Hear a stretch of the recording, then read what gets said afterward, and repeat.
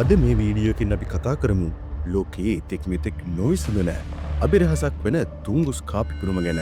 1908 ජුනි මාසයේ අගභාගය වෙනකොට උතුරු රුසියාවේ සයිබීරියාවේ දකුණු ප්‍රදේශයේ අහසේ වලාකුළු වල අමුතු දීප්තියක් තිබිලා තියෙනවා. මේ දීප්තියට අමතරව නිල් පාට ඉරක් වගේ දේකුත් ආසේ දකින්න ලැබිලා තියෙනවා කියලා තමයි තොරතුරු වාර්තා වෙන්නේ. මේ දේවල් එක්කම ජුනි 30 වෙනිදා තුංගුස්කා ගංගාසර ජනශූන්‍ය ප්‍රදේශයක එකවරම අද්භූත පිපිරීමක් සිද්ධ වෙනවා. ඇසෙන්දුට සාක්ෂිකරුවන්ට අනුව උතුරු අස දෙවැය කරගෙන දැවැන්ත ගිනි ජාලාවක් මතුවලා තියෙනවා. ඒත් එක්කම එක සමාන පරතර සහිතව වෙඩි හඬවල් වගේ ශබ්ද රාශියක් ඇහිලා තියෙනවා.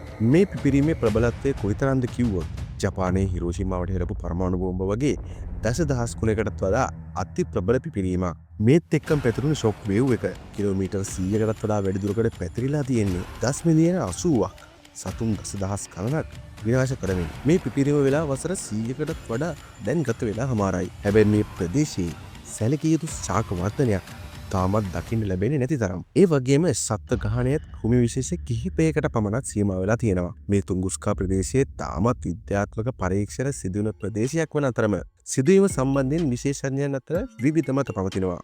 මේ ගැන තියෙන ප්‍රධාන උපකල්පනය තමයි මේක වුණේ වල්ගතරුවක් පුපුරා යාමෙන් කියන එක.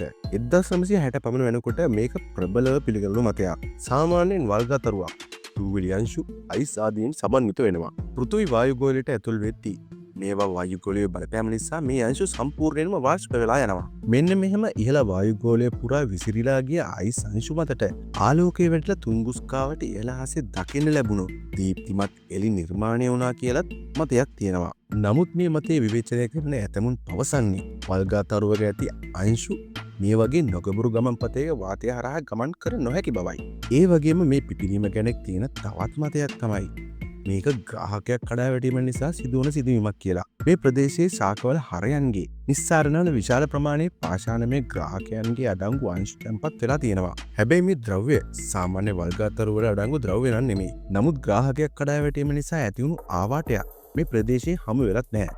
ඒත් එක්කම 2007 දී විද්‍යාඥයන් පිරිසක් මේ කලාපයේ පාත්‍ර හැඩති විලක් සොයාගෙන තියෙනවා. ඔවුන් මේ තුංගුස්කා පිපිරීමේදී පෘථිවියට පතිත වුණ ග්‍රාහකයේ කැබැල්ලක් නිසා ඇතිවුණු ගැටුම් ආවාටයක් බවටත් මත පළ කරලා තියෙනවා. හැබැයි 2017 දී රුසියානු විද්‍යාඥයන් පිරිසක් මේ විල වසර 280කට වඩා පැරණි විලක් කියලා සොයා ගැනීමත් සමග මේ මතයත් නිෂ්ප්‍රභා වෙලා තියෙනවා. ඒ වගේම තුංගුස්කා පිපිරීම ගැන තියෙන තවත් උපකල්පනයක් තමයි පෘථිවි පෘෂ්ඨයේ වායු ටන් මිලියන 10ක් මුදා හැරීම සහ පසුව පිපිරීම මේ සිදුවීමට හේතු වුණ බව.